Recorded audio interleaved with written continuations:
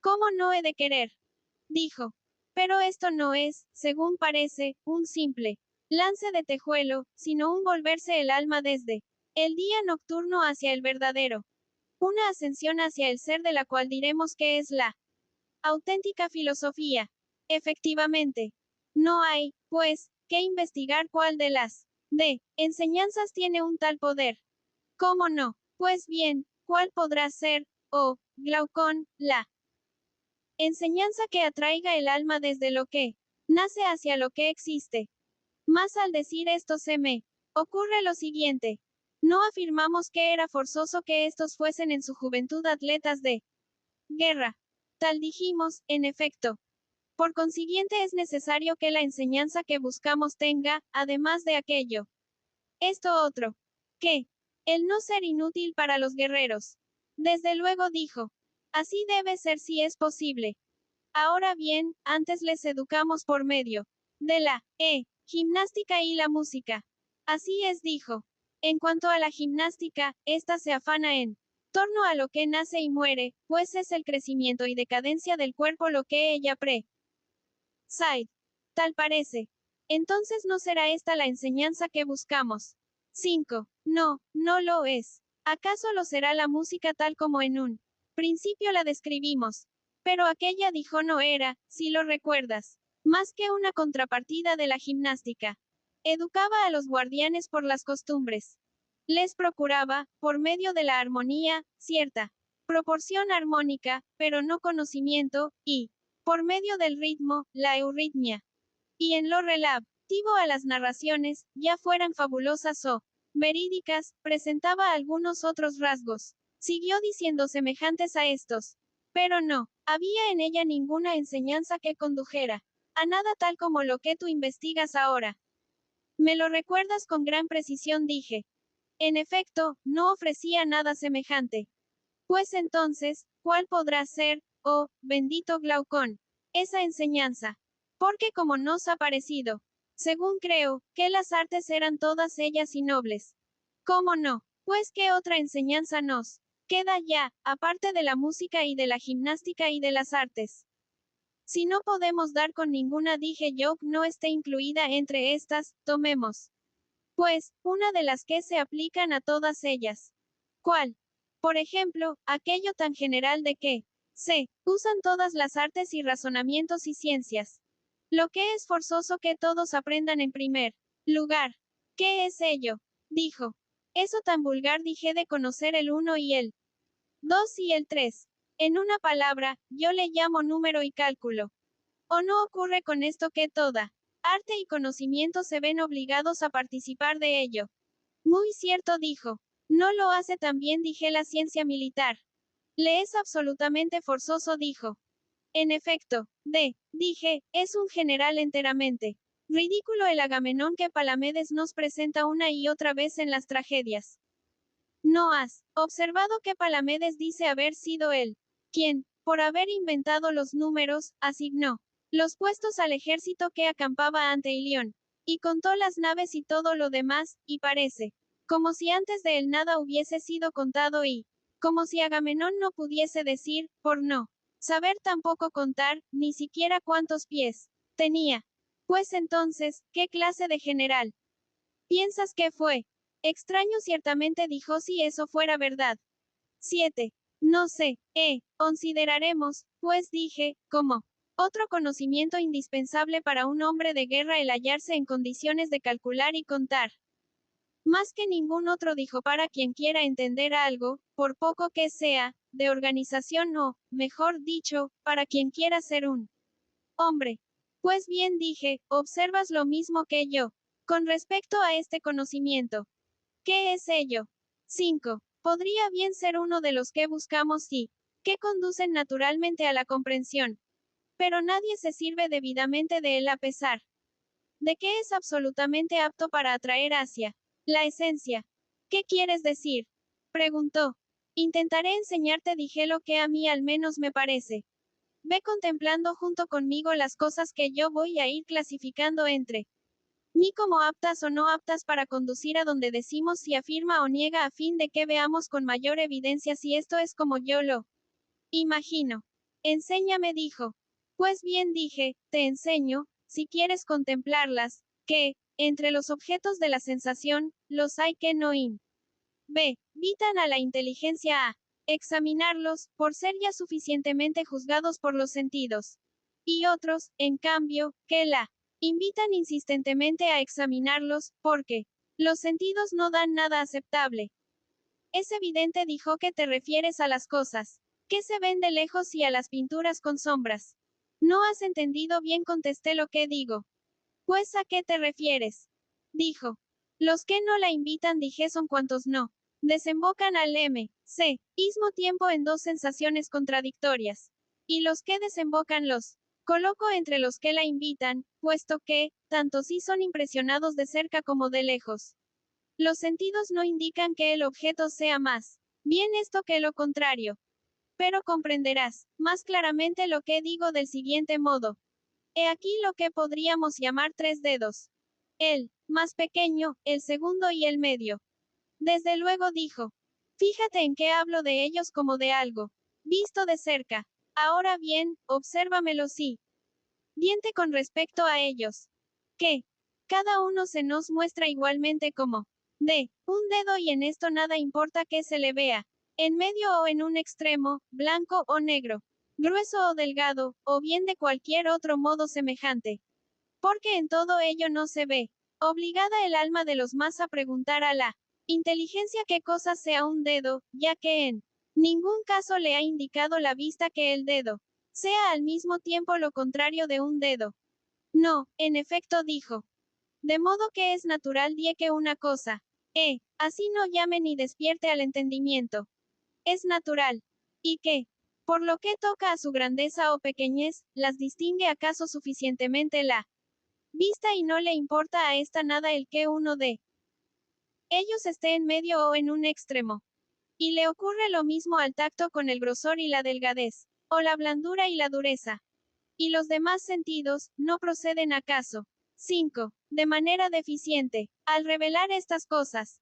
O bien es del siguiente modo como actúa cada uno de ellos, viéndose, ante todo, obligado a encargarse también de lo blando el sentido que ha sido encargado de lo duro, y comunicando este al alma que percibe, como la misma cosa es a la vez dura y blanda. De ese modo, dijo. Pues bien, dije, no es forzoso que, en tales casos, el alma se pregunte por su parte con perplejidad qué entiende esta sensación por duro, ya que de lo mismo dice también que es blando, y que entiende la de lo ligero y pesado.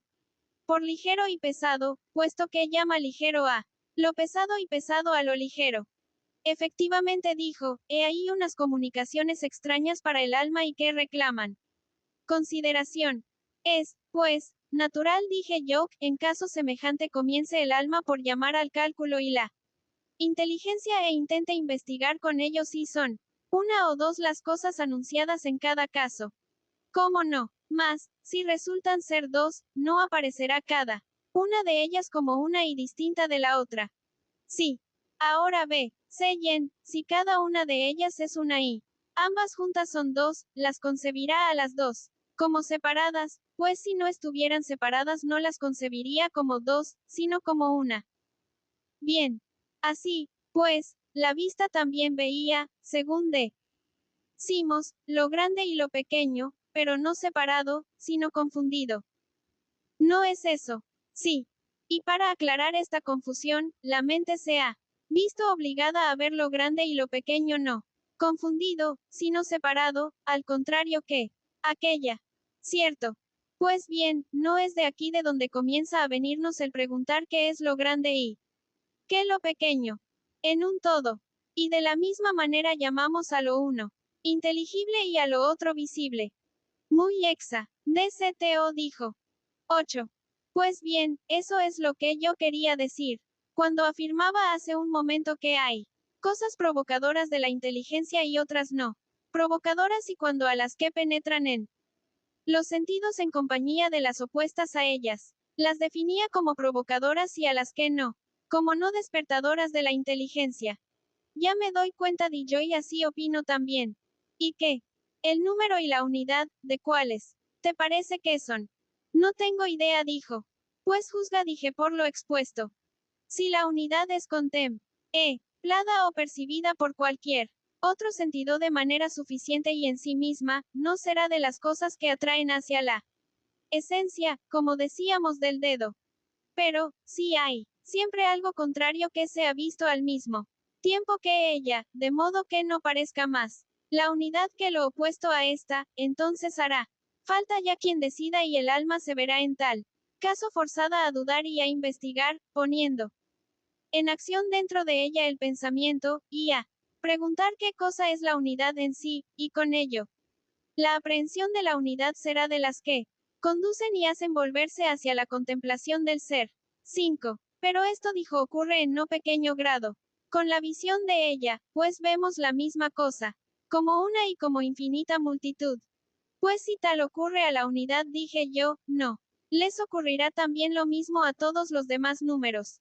¿Cómo no? Ahora bien, toda la logística y aritmética tienen por objeto el número. En efecto, y así resultan aptas para conducir a la verdad. Sí, extraordinariamente aptas. Entonces parece que son de las enseñanzas que buscamos. En efecto, el conocimiento de estas cosas le es indispensable al guerrero a causa de la táctica y al filósofo por la necesidad de tocar la esencia emergiendo del mar de la generación, sin lo cual no llegará jamás a ser un calculador. Así es, dijo. Ahora bien, se da el caso de que nuestro guardián es guerrero y filósofo. ¿Cómo no? Entonces, oh, Glaucón, convendría implantar por ley esta enseñanza e intentar persuadir a quienes se vayan a participar en las más altas funciones de la ciudad para que se acerquen a la logística y se apliquen a ella no de una manera superficial, sino hasta que lleguen a contemplar la naturaleza de los números con la sola ayuda de la inteligencia y no ejercitándola con miras a las ventas o compras, como los comerciantes y mercachifles, sino a la guerra y a la mayor facilidad con que el alma misma pueda volverse de la generación a la verdad y la esencia. Muy bien dicho, contestó. Y he aquí, dije yo, al haberse hablado ahora de ciencia relativa a los números, observo también cuán sutil es esta y cuán beneficiosa en muchos aspectos para nosotros con relación a lo que perseguimos. Eso siempre que uno la practique con miras al conocimiento, no al trapicheo. ¿Por qué? Dijo. Por lo que ahora decíamos. Porque eleva el alma muy arriba y la obliga a discurrir sobre los números en sí, no tolerando en ningún caso que nadie discuta con ella aduciendo números dotados de cuerpos visibles o palpables. Ya sabes, creo yo, que quienes entienden de estas cosas se ríen del que en una discusión intenta dividir la unidad en sí y no lo admiten. Antes, bien, si tú la divides, ellos la multiplican, porque temen que vaya a aparecer la unidad no como unidad, sino como reunión de varias partes. Gran verdad, asintió la que dices. 5. ¿Qué crees, pues, oh, Glaucón? Si alguien les preguntara, oh, hombres singulares, ¿qué números son esos sobre qué discurrís, en los que las unidades son tales como vosotros las suponéis, es decir, son iguales todas ellas entre sí, no difieren en lo más mínimo las unas de las otras y no contienen en sí ninguna parte? ¿Qué crees que responderían? Yo creo que dirían que hablan de cosas en las cuales no cabe más que pensar sin que sea posible manejarlas de ningún otro modo. ¿Ves, pues, oh, mi querido amigo, dije yo, cómo este conocí? Ve, miento parece sernos realmente necesario, puesto que resulta que obliga al alma a usar de la inteligencia para alcanzar la verdad en sí. Efectivamente, dijo, sí que lo hace. ¿Y qué?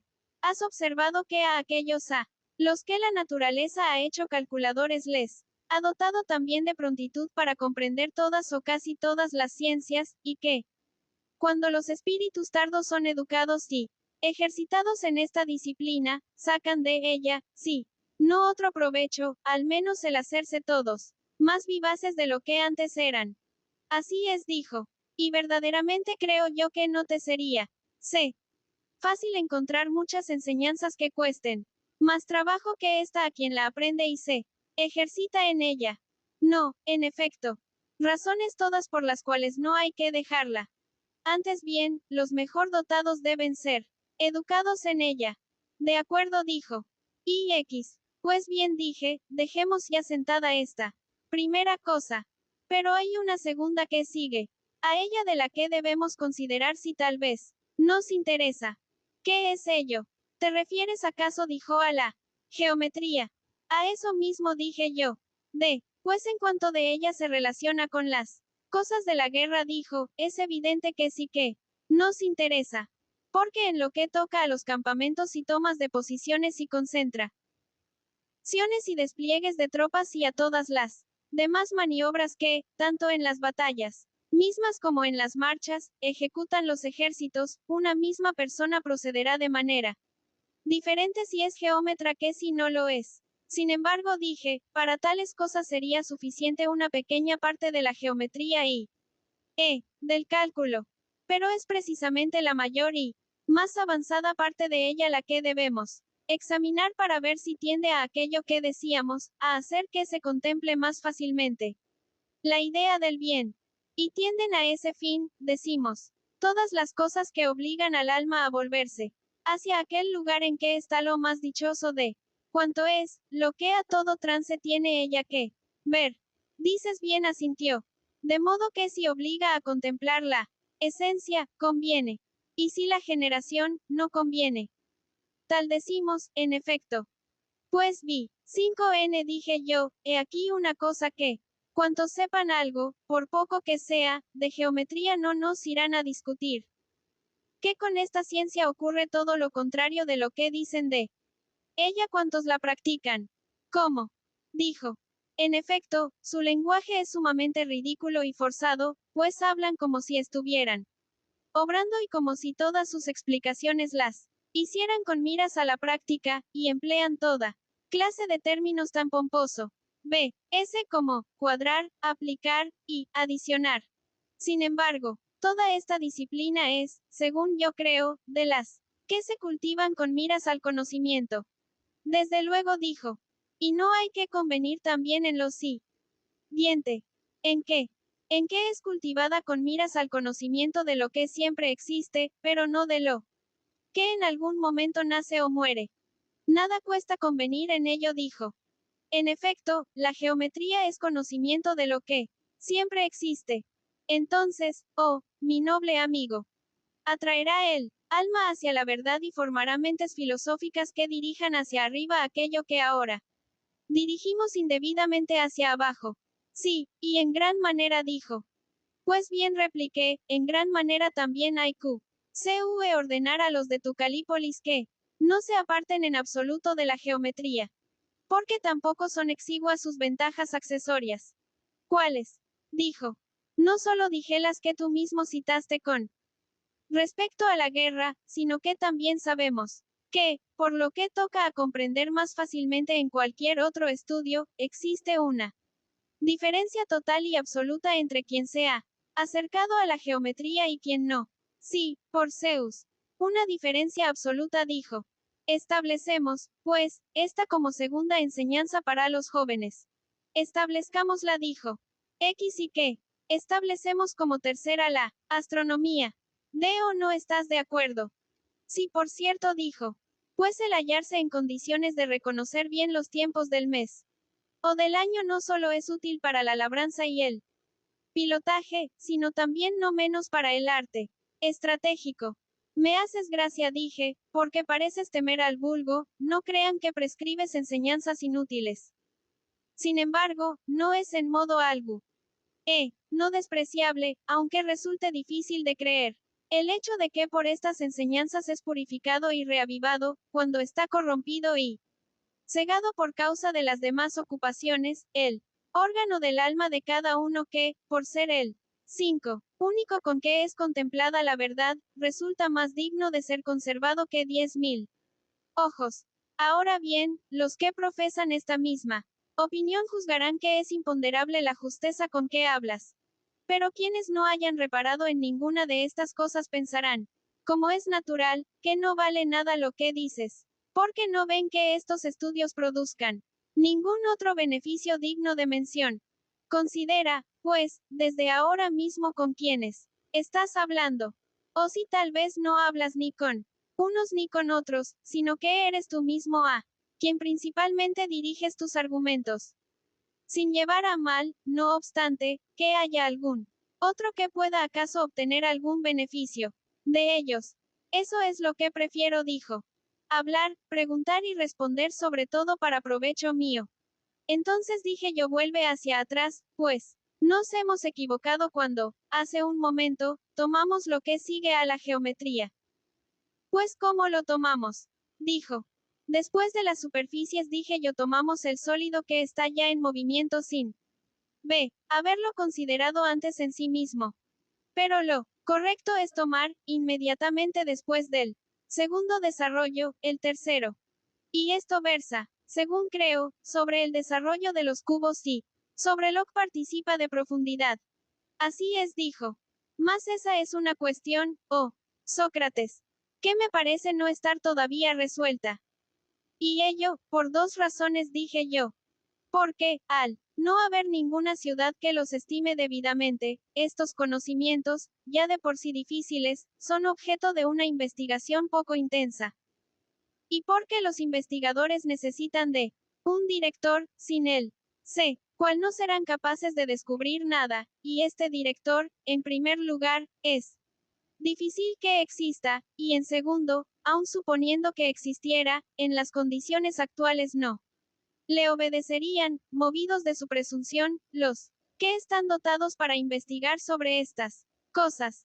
Pero, si fuese la ciudad entera quien, honrando debidamente estas cuestiones, ayudase en su tarea al director, aquellos obedecerían y, al ser investigadas de manera constante y enérgica, las cuestiones serían elucidadas en cuanto a su naturaleza, puesto que aún ahora, cuando son menospreciadas y entorpecidas por el vulgo e incluso por los que las investigan sin darse cuenta de cuál es el aspecto en que son útiles, a pesar de todos estos obstáculos, medran, gracias a su encanto, y no sería nada sorprendente que salieran a la luz.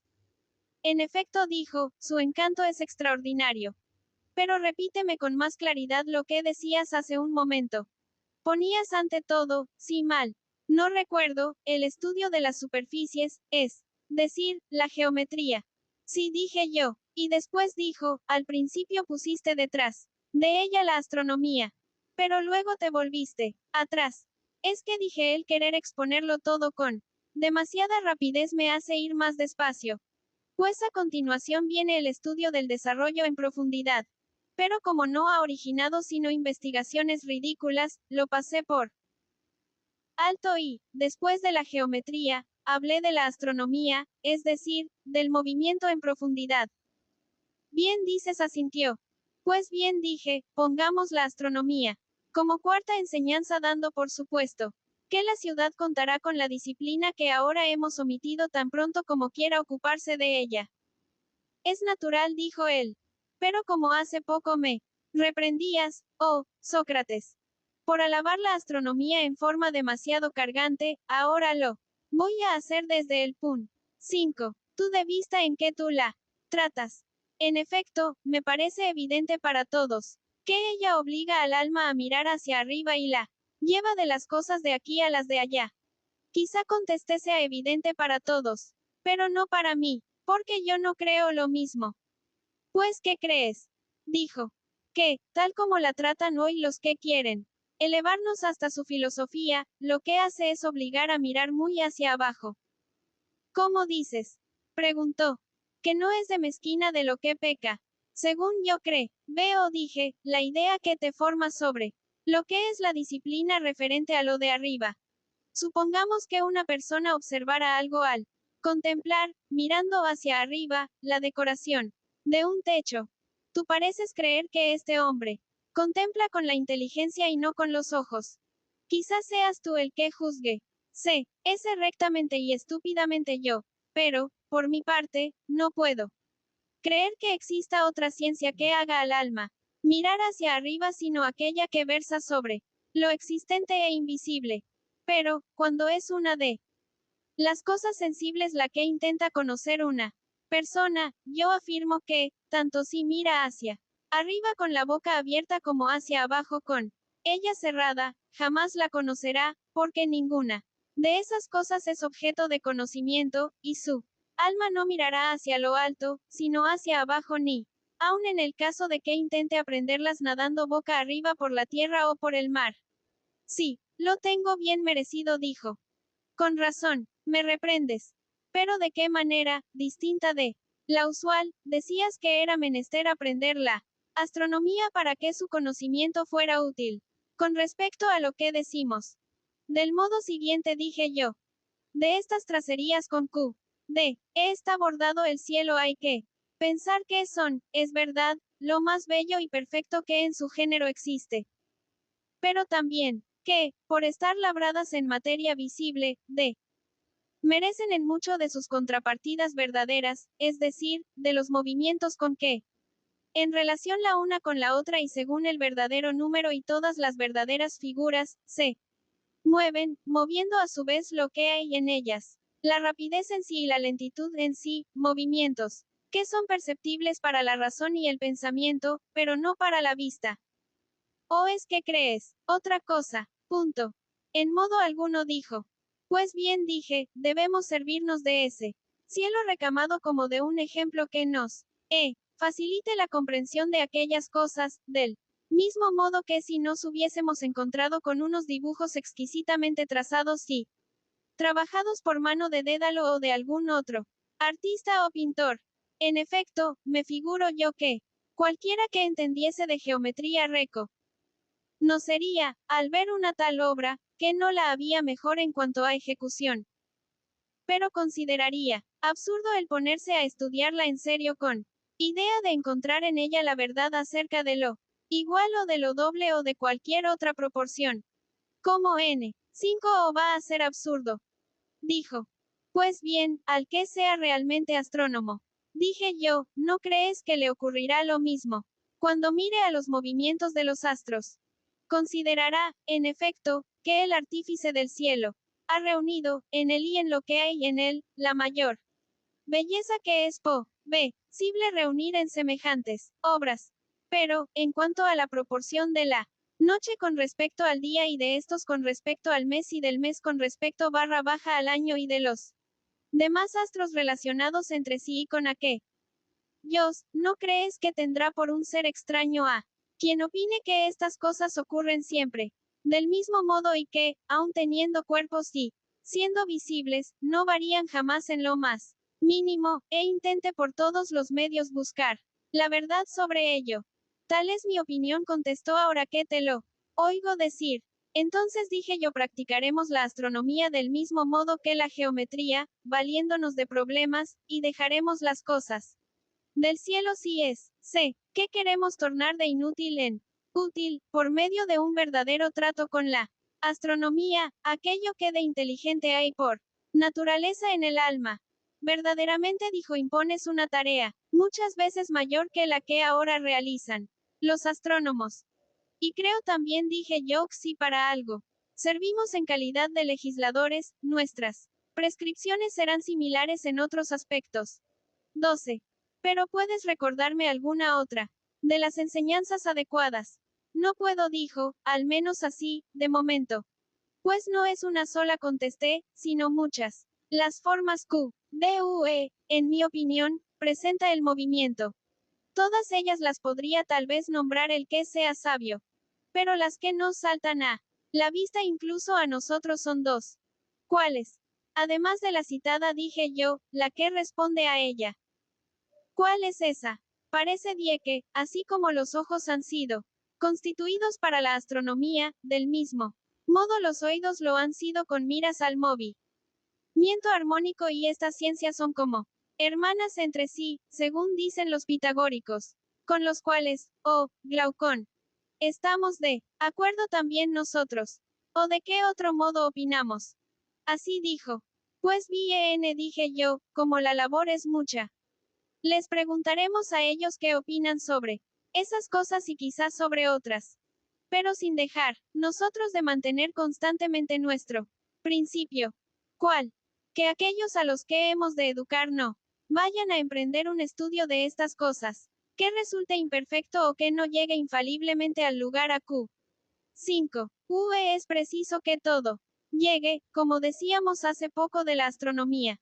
¿O no sabes que también hacen otro tanto con la armonía?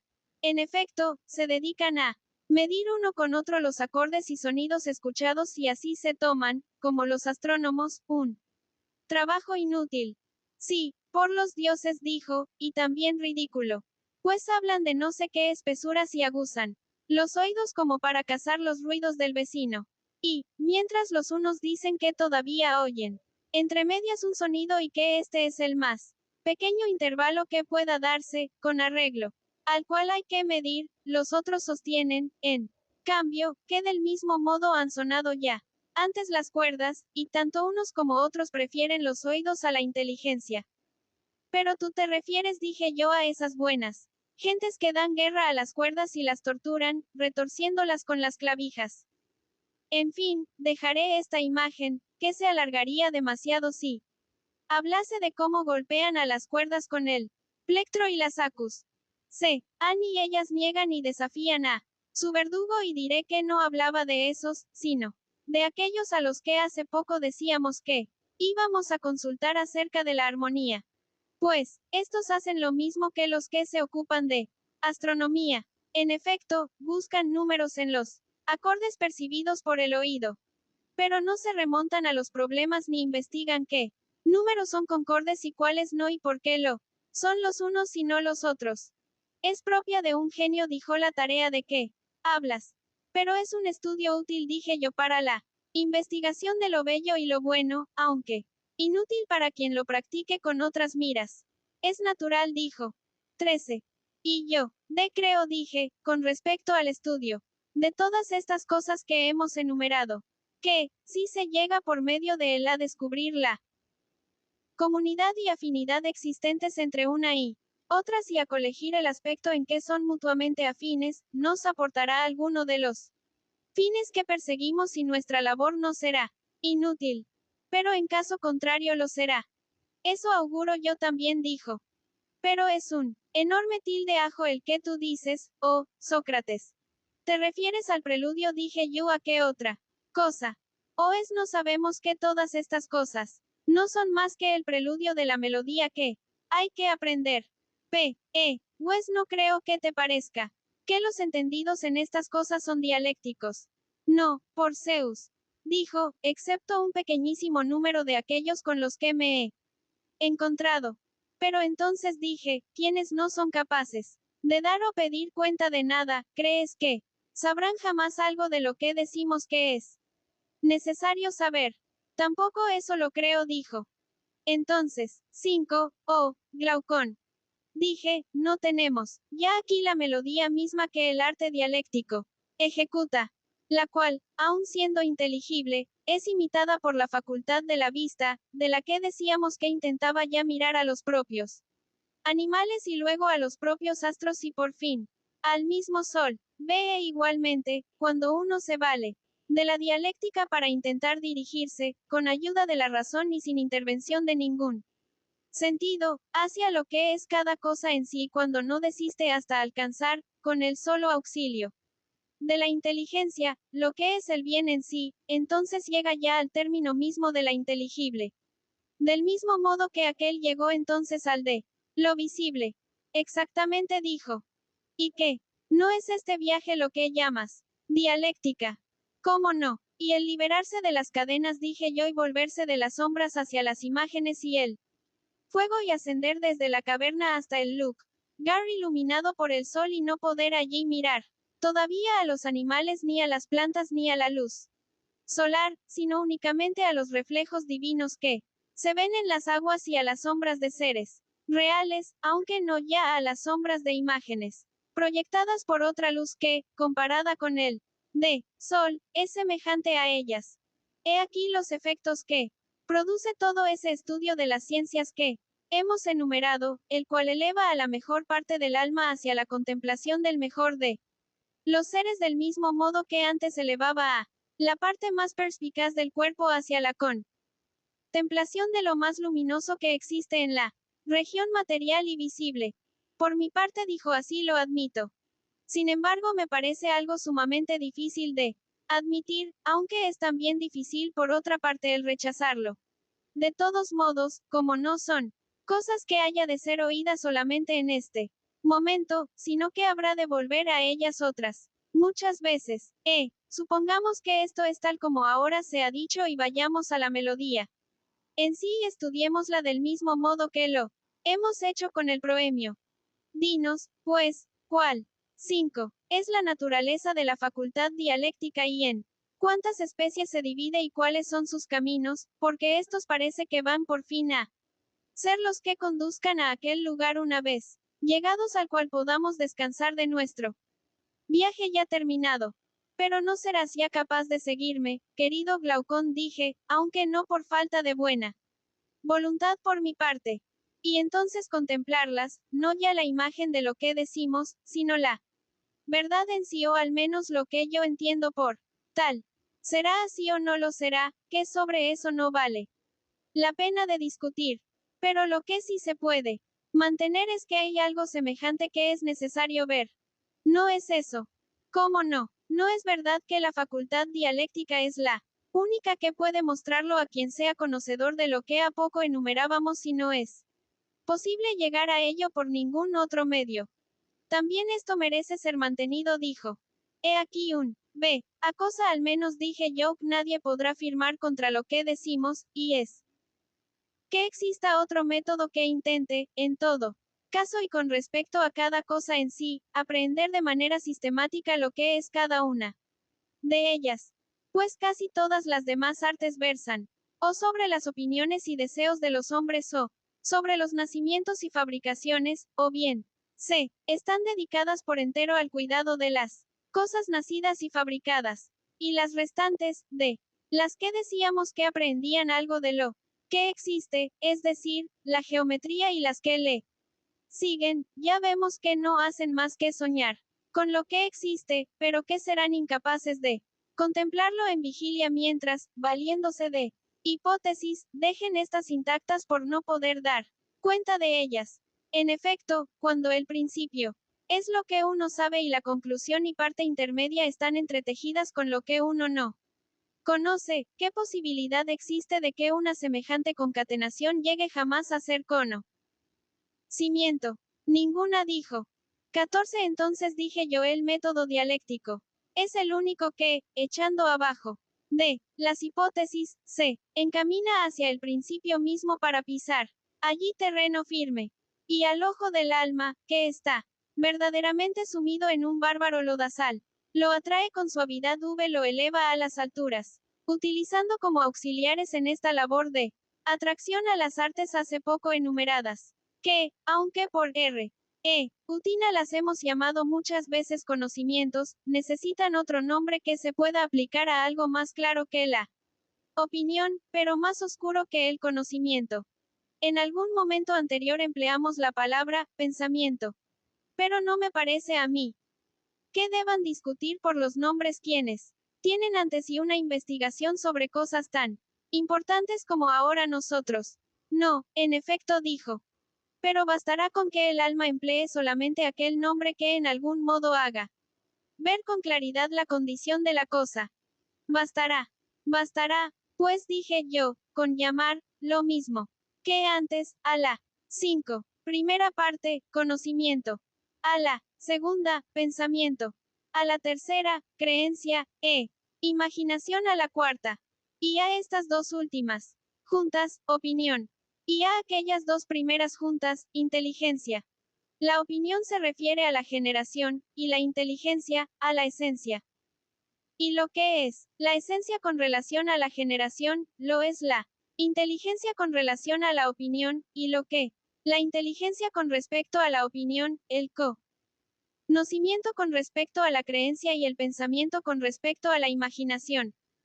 En cuanto a la correspondencia de aquello a que estas cosas se refieren y a la división en dos partes de cada una de las dos regiones, la sujeta a opinión y la inteligible, dejémoslo, Glaucón, para que no nos envuelvan en una discusión muchas veces más larga que la anterior. B. Por mi parte dijo estoy también de acuerdo con estas otras cosas en el grado en que puedo seguirte. Y llamas dialéctico al que adquiere noción de la esencia de cada cosa. Y el que no la tenga. No dirás que tiene tanto menos conocimiento de algo cuanto más incapaz sea de darse cuenta de ello a sí mismo o darla a los demás. ¿Cómo no voy a decirlo? Replicó. Pues con el bien sucede lo mismo. Si hay alguien que no pueda definir con el razonamiento la idea del bien arándola de todas las demás ni abrirse paso, como en una batalla, a través de todas las críticas, esforzándose por fundar sus pruebas no en la apariencia, sino en la esencia, ni llegar al término de todos estos obstáculos con su argumentación invicta, no. Dirás, ¿de quién es de ese modo, que no conoce el bien en sí ni ninguna otra cosa buena, sino que, aun en el caso de que tal vez alcance alguna imagen del bien, la alcanzará por medio de la opinión, pero no del conocimiento? Y que en su paso por esta vida no hace más que soñar, sumido en un sopor de que no despertará en este mundo, pues antes ha de marchar al Hades, para dormir allí un sueño absoluto. Sí, por Zeus, exclamó. Todo eso lo diré, y con todas mis fuerzas. Entonces, si algún día hubieras de educar, en realidad a esos tus hijos imaginarios a quienes ahora educas e instruyes, no les permitirás, creo yo, que sean gobernantes de la ciudad ni dueños de lo más grande que haya en ella, mientras estén privados de razón como líneas irracionales. No, en efecto dijo. Les prescribirás, pues, que se apliquen particularmente a aquella enseñanza que les haga capaces de preguntar y responder con la máxima competencia posible. Se lo prescribiré, dijo, pero de acuerdo contigo. ¿Y no crees, dije yo, que tenemos, es la dialéctica en lo más alto, como una especie de remate de las demás ense 5 ñanzas, y que no hay ninguna otra disciplina que pueda ser justamente colocada por encima de ella, y que ha terminado ya lo referente a las enseñanzas? Sí que lo creo, dijo. 15 Pues bien, dije yo, ahora te falta designar a quienes hemos de dar estas enseñanzas y ¿de qué manera? Evidente, dijo. ¿Te acuerdas de la primera elección de gobernantes y de cuáles eran los que elegimos? ¿Cómo no? Dijo. Entonces dije, considera qué son aquellas las naturalezas que deben ser elegidas también. En otros aspectos. En efecto, hay que preferir a los más firmes y a los más valientes, y, en cuan ve tú sea posible, a los más hermosos. Además hay que buscar los tales que no solo sean generosos y viriles en sus caracteres, sino que tengan también las prendas naturales adecuadas a esta educación. ¿Y cuáles dispones que sean? Es necesario, oh, bendito amigo, dije, que haya en ellos vivacidad para los estudios y que no les sea difícil aprender. Porque las almas flacan mucho más en los estudios arduos que en los ejercicios gimnásticos, pues les afecta más una fatiga que les es propia y que no comparten con el cuerpo. Cierto, dijo. Y hay que buscar personas memoriosas, fatigables y amantes de toda clase de trabajos. Y si no, ¿cómo crees que iba nadie a consentir en realizar, además de los trabajos corporales, un semejante aprendizaje y ejercicio? Nadie lo haría, dijo, a no ser que gozase de todo género de buenas dotes. En efecto, el error que ahora se comete, dije yo, y el descrédito le han sobrevenido a la filosofía, como antes decíamos, porque los que se le acercan no son dignos de ella, pues no se le deberían acercar los bastardos, sino los bien nacidos. ¿Cómo? Dijo. En primer lugar, dije yo, quien se vaya a acercar a ella no debe ser cojo en cuanto a su amor al trabajo, es decir, amante del trabajo en la mitad de las cosas y no amante en la otra mitad. Esto sucede cuando uno ama la gimnasia y la caza y gusta de realizar toda clase de trabajos corporales sin ser, en cambio, amigo de aprender ni de escuchar ni de investigar, sino odiador de todos los trabajos de esta especie. Y escojo también aquel cuyo amor del trabajo se comporta de modo enteramente opuesto. Gran verdad es la que dices, contestó. Pues bien, y yo, no consideraremos igualmente como un alma lisiada con respecto a la verdad, a aquella que, odiando la mentira, voluntaria y soportándola con dificultad en sí misma e indignándose sobremanera cuando otros mienten, sin embargo acepta tranquilamente la invol. 5. Untaria y no se disgusta si alguna vez es sorprendida en delito de ignorancia. Antes bien, se revuelca a gusto en ella como una bestia porcina. Desde luego dijo. También con respecto a la templanza dije, yo y al valor y a la magnanimidad y a todas las partes de la virtud hay que vigilar no menos, para distinguir el bastardo del bien nacido.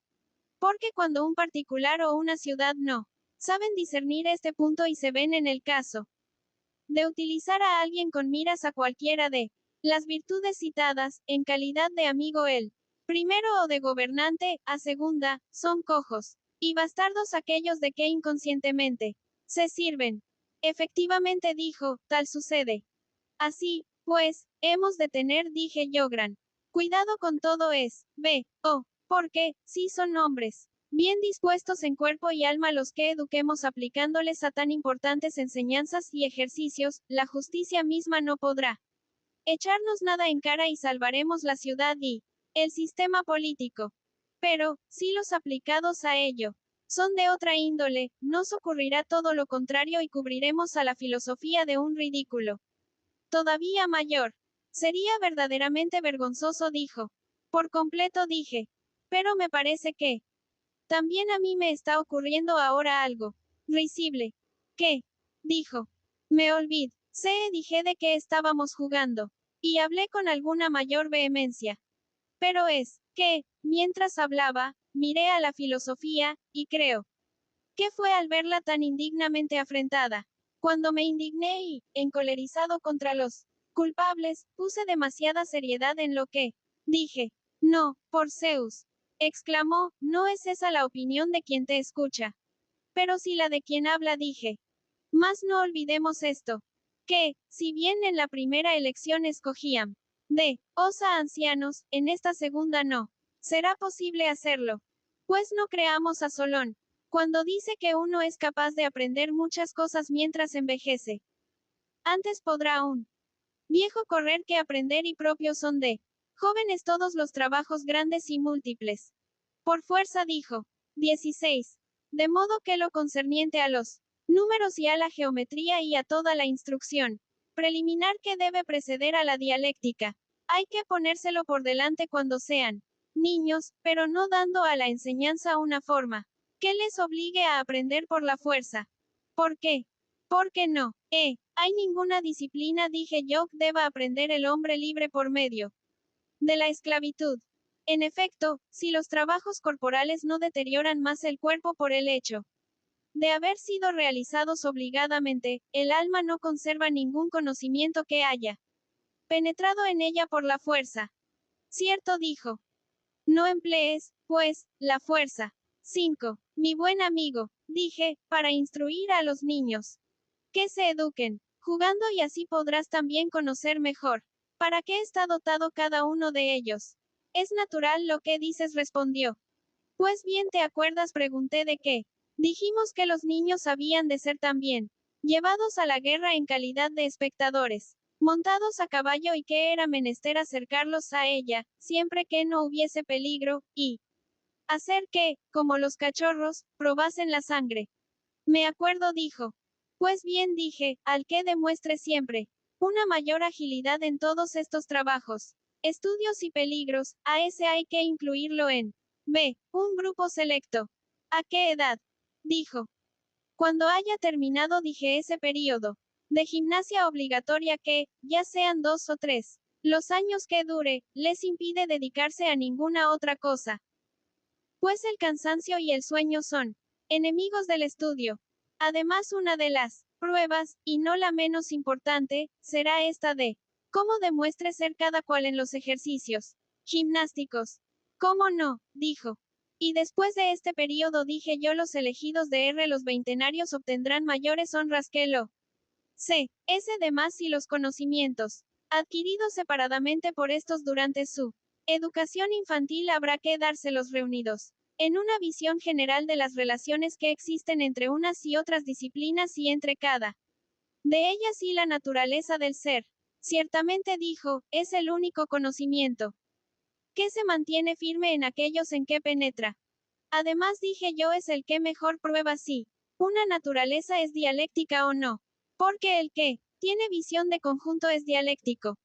Pero el que no, ese no lo es. Lo mismo pienso dijo.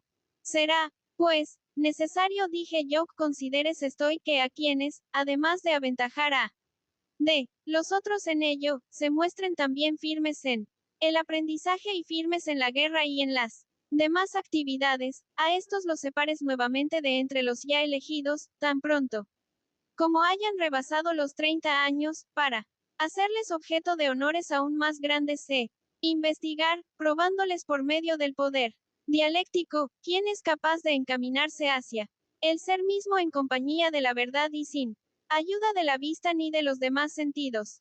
Pero, he aquí una labor que requiere grandes precauciones, oh, amigo mío. ¿Por qué? Preguntó. No observas, dije yo cuán grande se hace el mal que ahora afecta a la dialéctica. ¿Cuál? Dijo. Creo die que se ve contaminada por la iniquidad. En efecto dijo. Consideras, pues, sorprendente lo que les ocurre dije y no les disculpas. ¿Por qué razón? Dijo. Esto es 5 dije como si un hijo putativo se hubiese criado entre grandes riquezas, en una familia numerosa e importante y rodeado de multitud de aduladores y, al llegar a hombre, se diese cuenta de que no era hijo de aquellos que decían ser sus padres, pero no pudiese hallar a quienes realmente le habían engendrado. Puedes adivinar en qué disposición se hallaría con respecto a los aduladores y a sus supuestos padres en aquel tiempo en que no supiera lo de la impostura y en aquel otro en que, por el contrario, la conociera ya. ¿O prefieres escucharlo? Que yo imagino. Lo prefiero, dijo. 17. Ves bien, supongo die que honraría más al padre y a la madre y a los demás supuestos parientes que a los aduladores, y toleraría menos que estuviesen privados de nada, y les haría o diría menos cosas con que pudiera faltarles, y en lo esencial desobedecería menos a aquellos que a los aduladores durante el tiempo en que no conociese la verdad. Es natural, dijo. Ahora bien, una vez se hubiese enterado de lo que ocurría, me imagino que sus lazos de respeto y atención se relajarían para con aquel. Yo sí se estrecharía, para con los aduladores. Que obedecería a estos de manera más señalada que antes y acomodaría su vida futura a la conducta de ellos, con los cuales conviviría abiertamente. Y, a no estar dotado de un natural muy bueno, no se preocuparía en absoluto de aquel su padre ni de los demás parientes supositicios. Sí. Sucedería todo lo que dices, respondió. Pero ¿en qué se relaciona esta imagen con los que se aplican a la dialéctica? En lo siguiente. Tenemos desde niños, según creo, unos principios sobre lo justo y lo honroso dentro de los cuales nos hemos educado obedeciéndoles y respetándoles a fuer de padres. Así es, pero hay también, en contraposición con estos otros principios prometedores de placer, que adulan a nuestra alma e intentan atraerla hacia sí sin convencer, no obstante, a quienes tengan la más mínima mesura. Pues estos honran y obedecen a aquellos otros principios paternos. Así es, ¿y qué? Dije yo.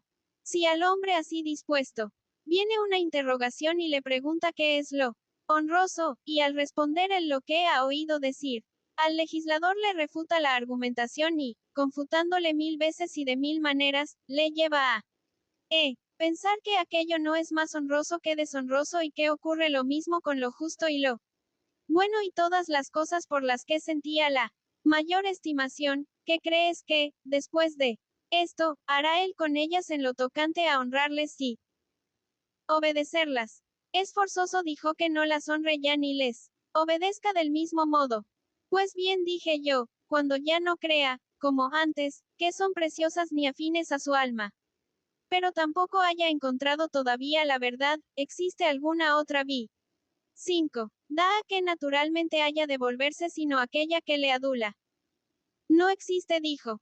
Entonces se advertirá, creo yo, que de obediente para con las leyes se ha vuelto rebelde a ellas, por fuerza. No es, pues, natural, dije, lo que les sucede.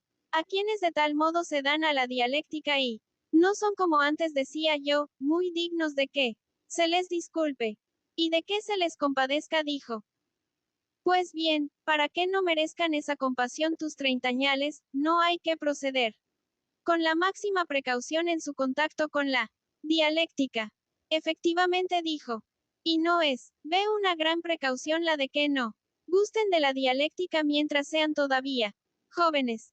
Porque creo que no habrás dejado de observar que, cuando los adolescentes han gustado por primera vez de los argumentos, se sirven de ellos como de un juego, los emplean siempre para contradecir y, a imitación de quienes les confunden, ellos a su vez refutan a otros y gozan como cachorros dando tirones y mordiscos verbales a todo el que se acerque a ellos. Sí, gozan extraordinariamente, dijo.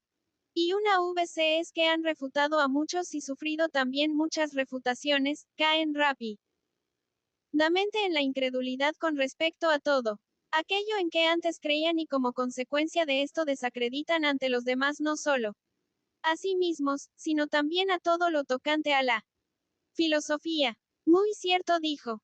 En cambio, dije yo, el adulto no querrá acompañarles en semejante manía e imitará más bien a quien quiera discutir para investigar la verdad que, a quien por divertirse haga un juego de la contradicción.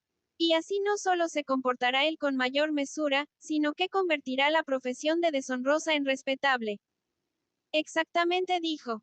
Y no es por precaución por lo que ha sido dicho todo cuanto precedió a esto, lo de que sean disciplinados y firmes en sus naturalezas, aquellos a quienes se vaya a hacer partícipes de la dialéctica de modo que no pueda aplicarse a ella, como ahora, el primer recién llegado que carezca de aptitud. Es cierto, dijo. 18. Será, pues, suficiente que cada uno se dedique al estudio de la dialéctica de manera asidua e intensa, sin hacer ninguna otra cosa, sino practicándose, con el mismo ahínco que en los ejercicios corporales durante un número de años doble que antes. Son 6 diyu 4 los que dices. No te preocupes, dije. Pon 5. Porque, después de esto les tendrás que hacer bajar de nuevo a la caverna aquella y habrán de ser obligados a ocupar los cargos atañederos a la guerra y todos cuantos sean propios de jóvenes. Para que tampoco en cuanto a experiencia queden por bajo de los demás. Y habrán de ser también probados en estos cargos para ver si se van a mantener firmes cuando se intente arrastrarles en todas direcciones o si se moverán algo. ¿Y cuánto tiempo fijas para esto? Dijo. 5. 15 años, contesté. Y una vez hayan llegado a cincuentenarios, a los que hayan sobrevivido y descollado siempre y por todos conceptos en la práctica y en el estudio, hay que conducirlos ya hasta el fin y obligarles a que, elevando el ojo de su alma, miren de frente a lo que proporciona luz a todos. Y, cuando hayan visto el bien en sí, se servirán de él como modelo durante el resto de su vida, en que gobernarán, cada cual en su día, tanto a la ciudad y a los particulares como a sí mismos. Pues, aunque dediquen la mayor parte del tiempo a la filosofía, tendrán que cargar, cuando les llegue su vez, con el peso de los asuntos políticos y gobernar uno tras otro por el bien de la ciudad, y teniendo esta tarea no tanto por honrosa como por ineludible. Y así, después de haber formado cada generación a otros hombres como ellos a quienes dejen como sucesores suyos, en la guarda de la ciudad, se irán a morar en las islas de los bienaventurados y la ciudad les dedicará monumentos y sacrificios públicos, honrándoles como Adem. Juan si lo aprueba así. La pitonisa, y si no, como seres beatos y divinos. ¡Qué hermosos son! Oh, Sócrates exclamó. Los gobernantes que, como un escultor, has modelado. Y las gobernantas, Glaucón, dije yo. Pues, no creas que en cuanto he dicho me refería más a los hombres que a aquellas de entre las mujeres que resulten estar suficientemente dotadas. Nada más justo, dijo. Sí, como dejamos sentado, todo ha de ser igual y común entre ellas y los Jo. D.M. Bres. ¿Y qué? Dije. Reconocéis que no son vanas quimeras lo que hemos dicho sobre la ciudad y su gobierno, sino cosas que, aunque difíciles, son en cierto modo realizables, pero no de ninguna otra manera que como se ha expuesto. Es decir, cuando haya en la ciudad uno y varios gobernantes que, siendo verdaderos filósofos, desprecien las honras de ahora, por considerarlas innobles e indignas del menor aprecio, y tengan, por el contrario, en la mayor estima lo recto, con las honras que de ello dimanan, y, por ser la cosa más grande y necesaria, lo justo, a lo cual servirán y lo cual fomentarán cuando se pongan a organizar su ciudad. ¿Cómo? Dijo. Enviarán al C5. Ampo dije a todos cuantos mayores de 10 años haya en la ciudad y se harán cargo de los hijos de estos, sustrayéndolos a las costumbres actuales y practicadas también por los padres de ellos, para educarlos, de acuerdo con sus propias costumbres y leyes. ¿Qué serán las que antes hemos descrito? No es este el procedimiento más rápido y simple para establecer el sistema que exponíamos de modo que, siendo feliz el Estado, sea también causa de los más grandes beneficios para el pueblo en el cual se dé, sí, y con mucho dijo. Me parece, Sócrates, que has habl veado muy bien de cómo se realizará, si es que alguna vez llega a realizarse. Y no hemos dicho ya pregunté yo demasiadas palabras acerca de esta comunidad y del hombre similar a ella. Pues también está claro, según yo creo, ¿cómo diremos que debe ser ese hombre? Está claro, dijo. Y con respecto a lo que preguntas, me parece que esto se ha terminado.